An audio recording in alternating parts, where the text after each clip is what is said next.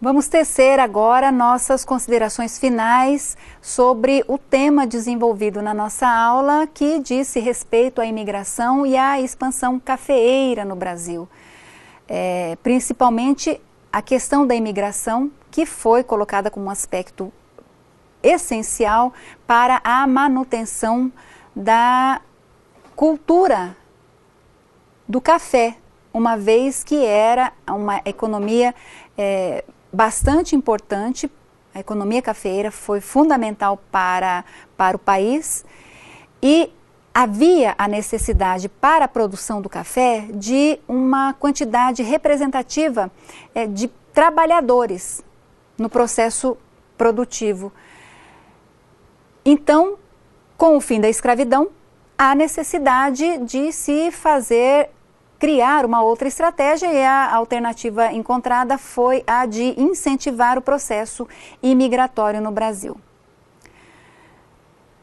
Para que esse processo imigratório ocorresse atendendo principalmente os interesses das elites dominantes, o governo, o Estado, pensa e propõe diferentes soluções, diferentes situações. A que prevaleceu como aquela que mais agradou, melhor se configurou aí ao que essas elites desejavam, foi o sistema de imigração subvencionada.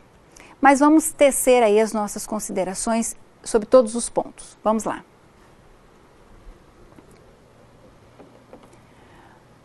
O aumento da produção do café necessitava de quê? De grande quantidade de mão de obra para permitir a expansão da produção. O que acontece? Com o fim do tráfico, coloca-se a exigência da elaboração de uma política que estimulasse a entrada de imigrantes para suprir as necessidades das lavouras.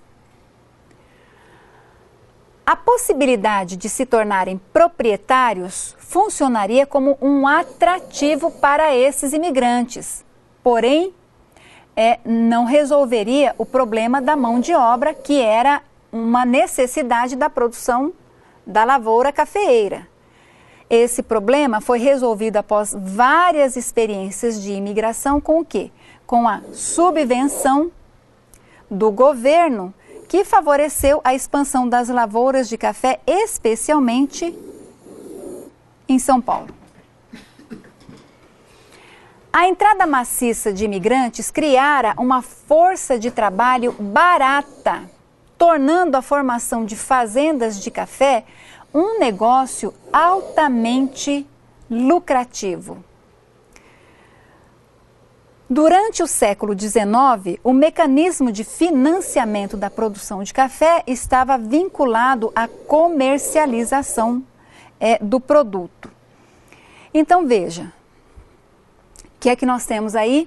Que no que diz respeito à imigração, o Estado buscou diferentes alternativas, propôs diferentes soluções, e a solução que mais atendeu, ou que melhor atendeu os interesses dominantes naquele momento, foi a imigração subvencionada, que é aquela financiada pelo Estado. Então, o imigrante era recrutado, viria para o Brasil com essas despesas todas pagas pelo Estado. E de onde é que vinham esses recursos? Os recursos financeiros para que acontecesse esse processo vinham dos impostos. Então, veja, os impostos pagos pela população seriam e que deveriam reverter em benefícios para essa população, na verdade, nesse processo ou nessa situação específica, revertiam em benefícios para os grandes latifundiários, porque todo este processo de recrutamento, de transporte, a manutenção desse imigrante aqui no Brasil, até a chegada dele na lavoura, na fazenda, era tudo financiado pelo Estado.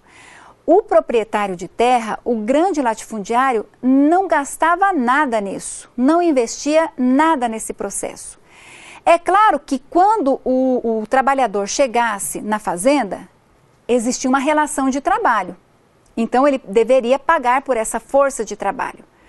Só que as coisas aconteceram de uma forma tão articulada que essa força de trabalho do imigrante tornou-se uma força de trabalho barata. Então foi um processo muito tranquilo para o grande proprietário. Isso foi favorável, totalmente favorável ao grande proprietário. O que não era favorável era para o imigrante que aqui chegava tendo uma expectativa e encontrando uma situação completamente adversa daquela que ele tinha previsto.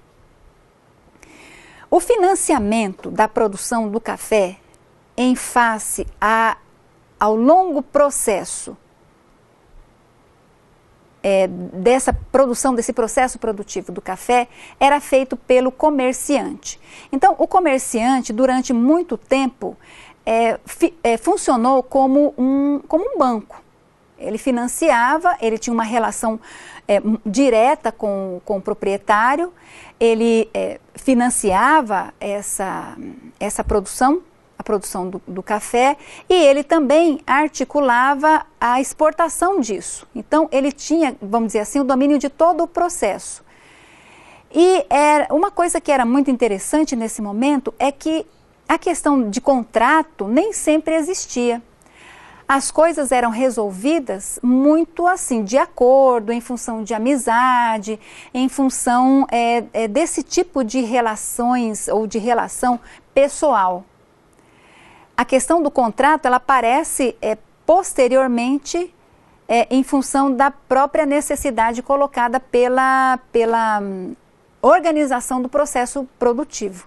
Então, inicialmente, esse comerciante, ele funcionava como o banco, aquele que financiava a produção, e esse recurso era necessário para o fazendeiro em função do processo, da demanda advinda do processo produtivo, do tempo que levava a efetivação da produção do café, desde a plantação desse café até o momento da exportação desse café.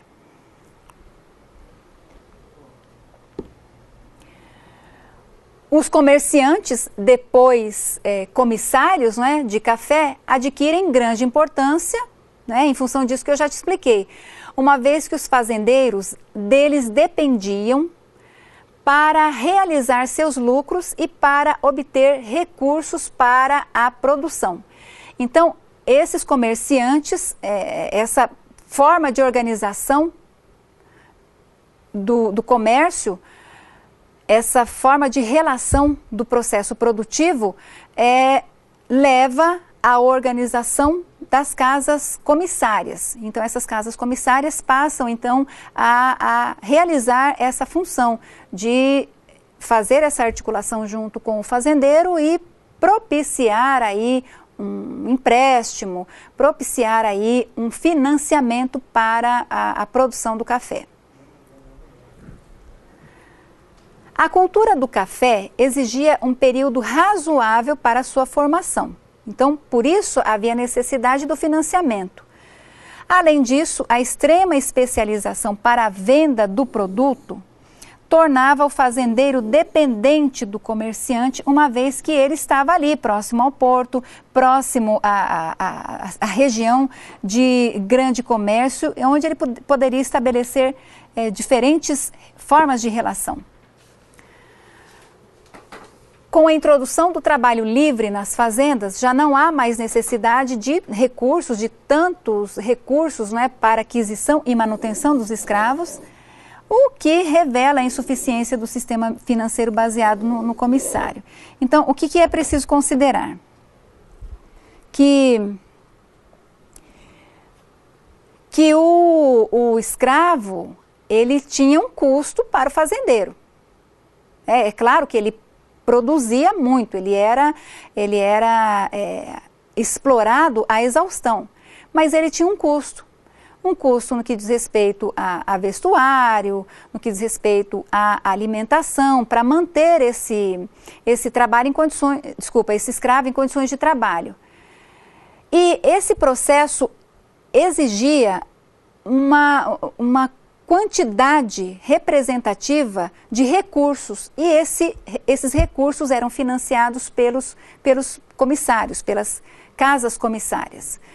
Com o fim da escravidão, já não se coloca mais tão importante o papel desses comissários, e além disso, o processo de exportação passa a ser viabilizado pelas casas exportadoras.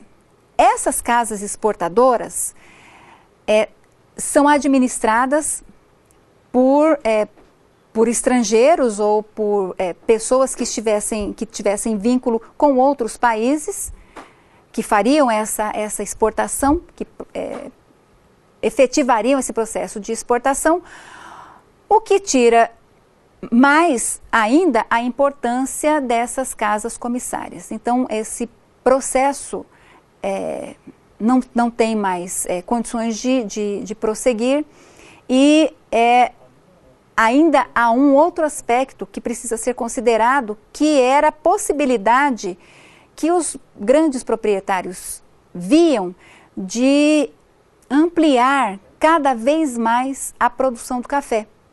E essa ampliação exigia um maior volume de recursos. E nesse caso, quem iria suprir essa necessidade era um sistema bancário. Então, nesse processo é que as condições de realização da comercialização são transformadas como um processo inerente à organização e, quando necessária, reorganização do modelo de produção capitalista. Bem, a produção do café exigia um contingente representativo de pessoas. Essas pessoas necessárias para a produção da lavoura do café,